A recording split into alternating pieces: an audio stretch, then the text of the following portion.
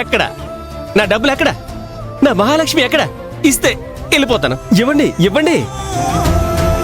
బాబ్జీ, అది డబ్బులు. డబ్బులు? డబ్బులు. నా డబ్బులు, నా డబ్బులు కనిపించట్లేదు. కనిపించట్లేదా?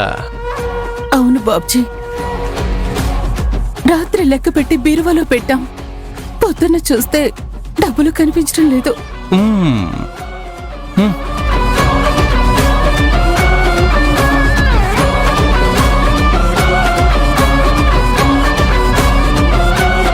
మీ కంటికి నేను మరీ అంత ఎదోలా కనబడుతున్నానా?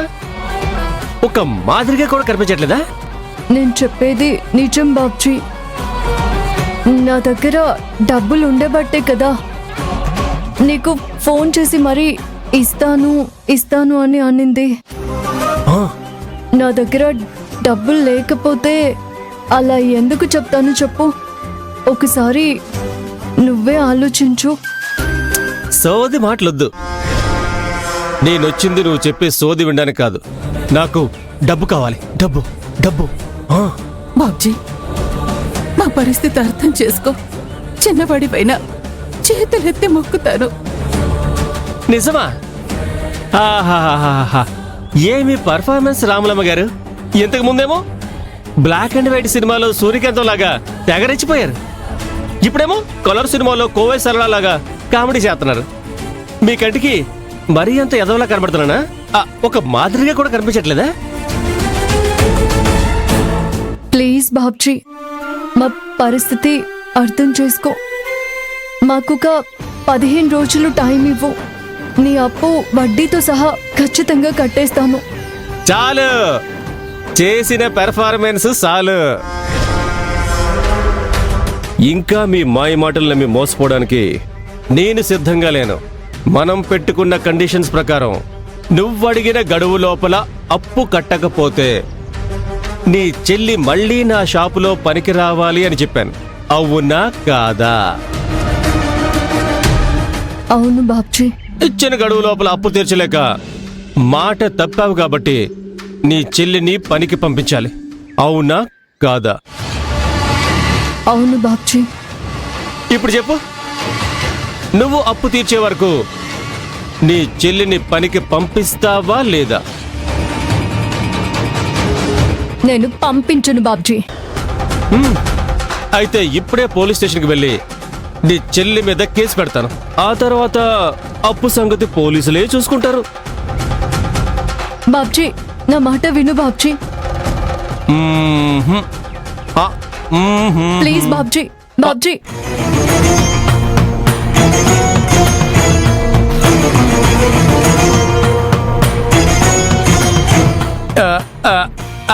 హలో కళ్యాణి గారు, మీ చెల్లెలి చేతి ఇప్పటికి కాస్త అర్థమేంటో చెప్తారా? లల్లి, నీకేమైనా పిచ్చి పట్టిందా? మళ్ళీ ఆ రాక్షసుడి దగ్గరికి పనికి వెళతానని చెప్తున్నావేంటి? ఓహో, రాక్షసుడు అంటే అన్నావు గాని రేపటి నుండి నీ చెల్లి పనికి వస్తానని చెప్పిందని మాత్రం అర్థమైంది. మీ అక్క చెల్లెళ్ళు తర్వాత కొట్టుకోండి. లల్లి, రేపటి నుంచి నువ్వు పనిలోకి వచ్చావా మీ అక్క అప్పు తీర్చేదాకా మీ ఇంటి మొహం చూడడం, లేదా డైరెక్ట్గా పోలీస్ స్టేషన్కి వెళ్తా. అసలు మ్యాటర్ ఏంటో అక్కడే తెలుసుకుంటాను. వద్దు, రేపటి నుంచి నేను పనిలోకి వస్తాను. నా మాట నమ్ము ప్లీజ్.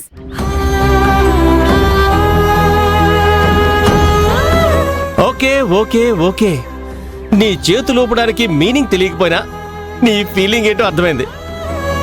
మీ అక్కలాగా చేయకుండా నువ్వైనా ఇచ్చిన మాట కట్టుబడి రేపటి నుంచి పనిలోకి వచ్చాయి. సరేనా? బాయ్ బాయ్ రాములమ్మ గారు, బాయ్.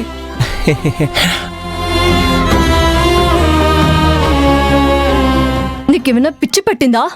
మళ్ళీ పనిలోకి వస్తానని ఎందుకు మాటిచ్చావు? నేను పనిలోకి వెళ్తేనే ఈ సమస్యలన్నీ తీరుతాయి. నువ్వు అప్పు డబ్బులు ఇచ్చేదాకా నేను పనిలోకి వెళ్తానక్క. ప్లీజ్ అక్క, కాదనకు ప్లీజ్.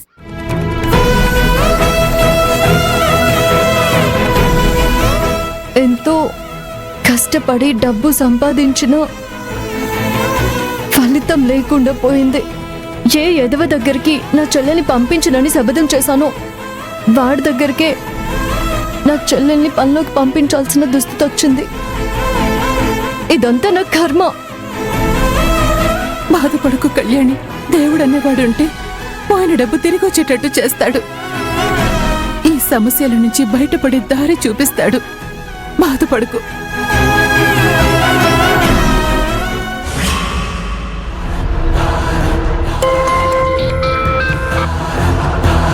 హలో బాబ్జీ, చెప్పు. బేవమ్మ గారు, మీకు గుడ్ న్యూస్ అండి. ముందు మ్యాటర్ చెప్పు. అది గుడ్ న్యూసో బ్యాడ్ న్యూసో అనేది నేను చెప్తాను. ఓకే బేవమ్మ గారు, కళ్యాణి దగ్గర అప్పు డబ్బులు తీసుకోకుండా ఆగినందుకు మన ప్లాన్ సక్సెస్ అయిపోయిందండి. సక్సెస్ అయిందా? అవును బేవమ్మ గారు, పాపం ఆ కళ్యాణి నా అప్పు కోసం దాచుకున్న డబ్బులన్నీ దాని చెల్లెలు దొంగతనంగా నొక్కేసిందండి. ఆ డబ్బులన్నీ తీసుకెళ్లి ఎవరికో నష్టపరిహారంగా కట్టేసింది. ఏం చెప్తున్నావు బాబ్జీ? నీకివ్వాల్సిన అప్పు డబ్బులు ఆ కళ్యాణి చెల్లెలు దొంగతనం చేసిందా? అవును బేబమ్మ గారు, అసలు ఏం జరిగిందంటే ల్యాప్టాప్ 1,50,000 అన్నావు కదా? అవును.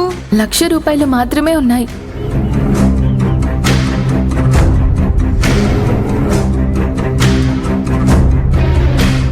డబ్బులు కనిపించట్లేదు. రేపటి నుంచి పనిలోకి వచ్చాయి, సరేనా? బాయ్. సూపర్ బాబ్జీ. కళ్యాణి మీద పగ సాధించటానికి మనకొక అద్భుతమైన అవకాశం దొరికింది.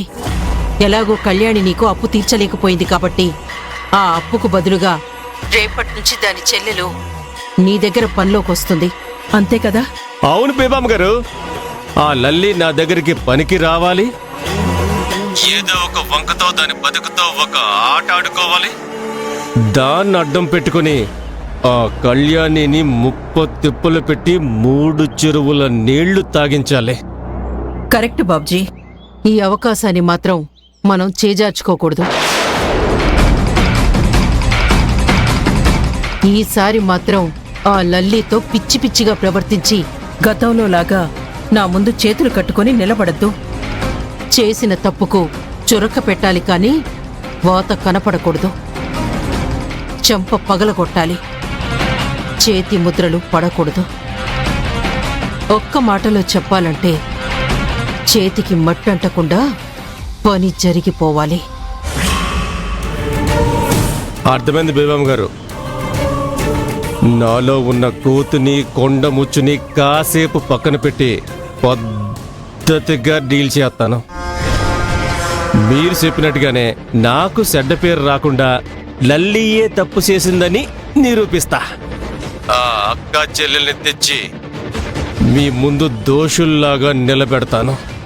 శబాష్.